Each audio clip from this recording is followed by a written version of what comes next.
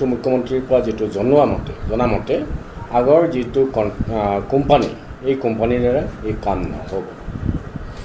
এতিয়া নতুন এটা টেণ্ডাৰ প্ৰচেছ হ'ব, টেণ্ডাৰ প্ৰচেছ মতে কামটো আকৌ আৰম্ভ হ'ব, অতি সোনকালে আৰম্ভ কৰিবৰ কাৰণে ব্যৱস্থা লৈছে। টেণ্ডাৰ প্ৰচেছটো হ'লে এটা দীঘলীয়া সময় একো দীঘলীয়া নহয়, কাৰণ যেতিয়া টেকনিকেল কাৰণ 6 মাহলৈকে থাকে বুলি কৈছে। এইটো একচুৱেলি তেনেকুৱা চিষ্টেম আছে, কিছুমান চিষ্টেমত এইটো 6 মাহ কথা কোনো প্ৰশ্ন নুঠে। এইবোৰ কাৰণ নিজে চাইণ্ডাৰ, মই গম পোৱা মতে নিজে চাইণ্ডাৰ গৈছে। এইটো কাৰণে এইবোৰ ব্যৱস্থা ল'ব পাৰে। যদি চাইণ্ডাৰ নকৰিলে অলপ দিগদাৰ। এইটো শাস্তিমূলক হিচাপে লোৱা ছিকিউৰিটি ডিপ'জিট কৰি থোৱা হয়।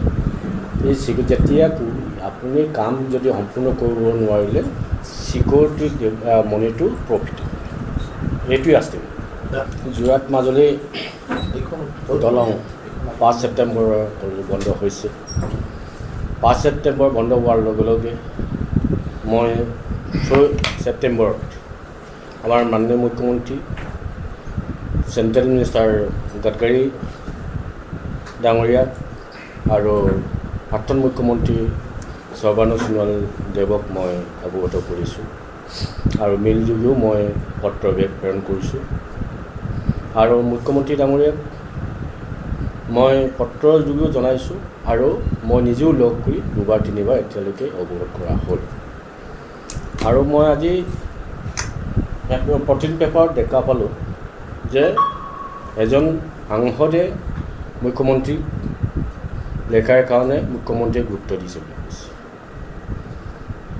এই সাংসদজনে মই ক'ব বিচাৰিছোঁ 5 তাৰিখে আমাৰ দলং কাম বন্ধ হৈছে, তেখেতে 26 তাৰিখে হাৰ পাইছে। আপোনালোকে চাব, মোৰ যিমান আপোনালোকৰ 9 তাৰিখে মই প্ৰত্যেকটো মুখ্যমন্ত্ৰী, চেণ্ট্ৰেল মিনিষ্টাৰ গডকাৰী ছাৰ আৰু আমাৰ প্ৰাক্তন মুখ্যমন্ত্ৰী ডাঙৰীয়াক জনাইছোঁ। আৰু মই ক'ব বিচাৰোঁ, যদি প্ৰকৃততে যদি মাজুলীৰ প্ৰতি তেখেত আন্তৰিকতা থকা হ'লহেঁতেন, ইমান ডাঙৰ মানুহজন, তেখেত জানে যে চেণ্ট্ৰেল গভৰ্ণমেণ্টৰ স্কিমৰ এই ব্ৰিজটো, যোৰহাট মাজুলী দলঙৰ ব্ৰিজটো তেখেতে প্ৰধানমন্ত্ৰীক ক'ব লাগিছিল, আমাৰ চেণ্ট্ৰেলৰ মিনিষ্টাৰক ক'ব লাগিছিল। তেখেতে এই কলকটো কোৱা নাই। নোকোৱাকৈ আমাৰ মুখ্যমন্ত্ৰী এবাৰ চিঠি লিখিলে 26 তাৰিখে। সেইটোতে কিছুমান নিউজে দিছে যে তেখেত কোৱাৰ কাৰণে মুখ্যমন্ত্ৰীয়ে দিল্লীলৈ চিঠি দিছে।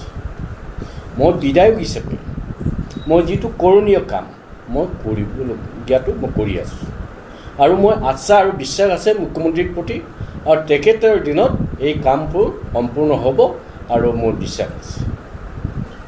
টেকনিকেল মানুহ এইটোৰ যিটো তেখেতসকলে টেকনিকেলে জানে, টেকনিকেলে যেতিয়া কৰাৰ কাৰণে এইটো কৰা হৈছে।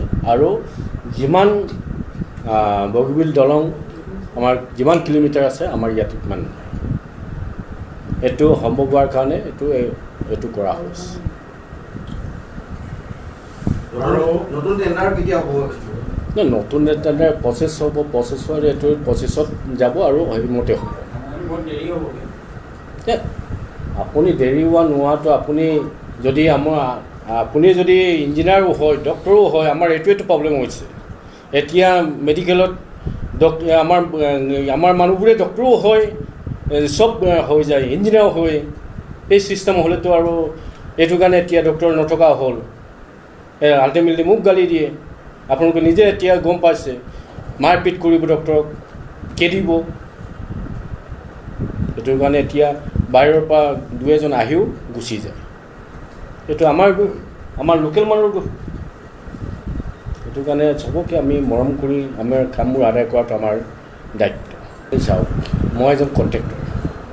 যেতিয়া এই ৰাস্তাটো মই কমপ্লিট নকৰিলোঁ, এই বিল্ডিঙত কমপ্লিট নকৰিলোঁ, মই চাইণ্ডাৰ কৰিছোঁ, মোৰ বস্তু মই নিজে লৈ যাবই। যি কণ্ট্ৰেক্টৰ এইটো কাম নকৰোঁ বুলি বাদ দিছে, তেখেতৰ বস্তু নিজে লৈ যাবই। এইটো আপুনি মই কৈতো লাভ নাই।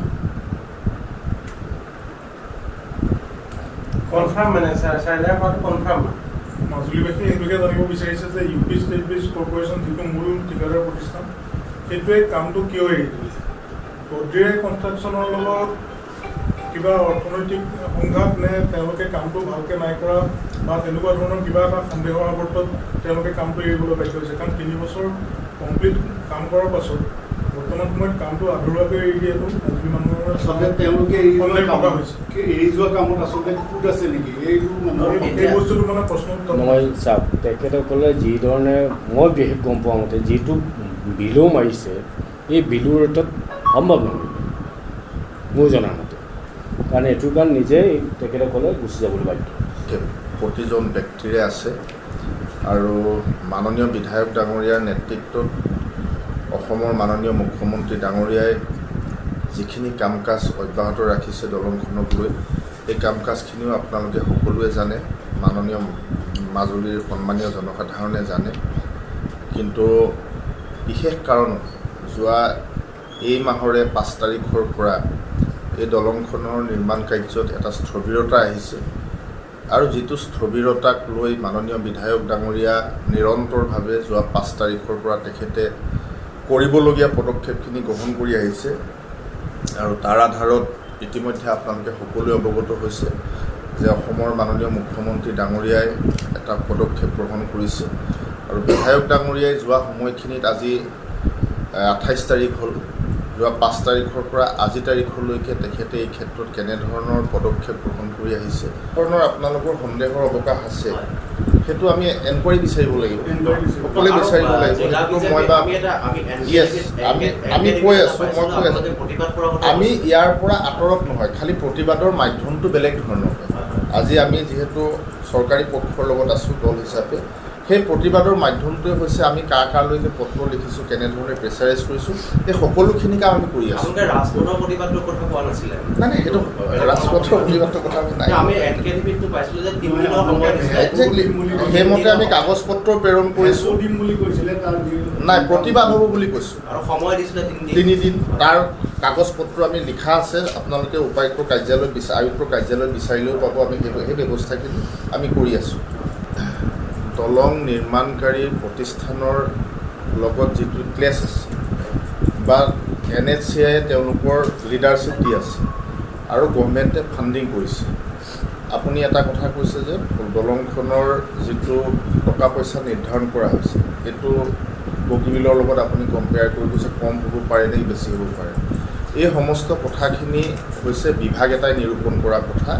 মই বা আপুনি এই কথাখিনিৰ লগত জড়িত হ'ব নোৱাৰোঁ।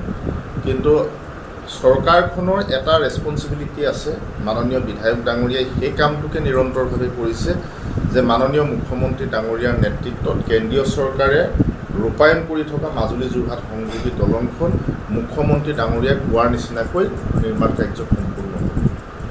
ইয়াত সময়মতে, ইয়াতে কোনেও ৰাইজে শংকা কৰিব নালাগে। তাৰ কাৰণে বিধায়কে যেনেধৰণে সকলোলৈকে যি ব্যৱস্থা কৰিব লাগে সেই কামখিনি যোৱা 5 তাৰিখৰ পৰা যোৱা 25 তাৰিখলৈকে কৰি আছে, নিৰন্তৰভাৱে প্ৰচেষ্টা কৰি আছে। সেই কথাখিনিকে আপোনালোকৰ মাধ্যমৰ জৰিয়তে ৰাইজক অৱগত কৰিব বিচাৰিছে আৰু মাজুলীবাসী ৰাইজে কোনো কাৰণত শংকা কৰিব নালাগে যে এই দলংখন নিৰ্মাণ কাৰ্য স্থবিৰ হ'ব নেকি, ৰৈ যাব নেকি। কাৰিকৰী যিবিলাক দিশ সেইবিলাক কথা আপোনালোকেও জানে যে এইবিলাক এটা ওপৰ লেভেলত মানে ডিপাৰ্টমেণ্টেল লেভেলৰ গোটেই কথা বতৰা। কিন্তু বিধায়কগৰাকীৰ যিটো দায়বদ্ধতা আছে, জনসাধাৰণে তেখেতক নিৰ্বাচন কৰি পঠিয়াইছে, তেখেতে জনতাৰ পৰা আঁতৰত থাকি কেতিয়াও থাকিব নোৱাৰে। জনতাৰ লগত থাকি এই দলংখন নিৰ্দিষ্ট সময়সীমাৰ ভিতৰত সম্পূৰ্ণ কৰিবৰ বাবে তেখেতে অহৰহ প্ৰচেষ্টা কেন্দ্ৰীয় চৰকাৰৰ লগত, অসম চৰকাৰ মাননীয় মুখ্যমন্ত্ৰী ডাঙৰীয়াৰ লগত কৰিছে, যাৰ আধাৰত যোৱা 26 তাৰিখৰ দিনা মাননীয় মুখ্যমন্ত্ৰী ডাঙৰীয়াই পথ পৰিবহণ বিভাগৰ ইউনিয়ন মন্ত্ৰীলৈকে পত্ৰ প্ৰেৰণ কৰিছে। গতিকে আপোনালোকে নিশ্চিতভাৱে আপোনালোকেও সহযোগ কৰক। এই সপোনৰ দলংখন আমি কোনো কাৰণত ৰখিবলৈ দিয়াৰ কথাটো আহিবই নোৱাৰে। ই নিৰ্দিষ্ট সময়সীমাৰ ভিতৰত মাননীয় মুখ্যমন্ত্ৰী ডাঙৰীয়াই যেনেকৈ কৈছে তেনেকেই সম্ভৱ হৈ উঠিব নিৰ্মাণ কাৰ্য। যিকোনো খবৰৰ বাবে যোগাযোগ কৰক 7099017330 অথবা 7099017990 নম্বৰ।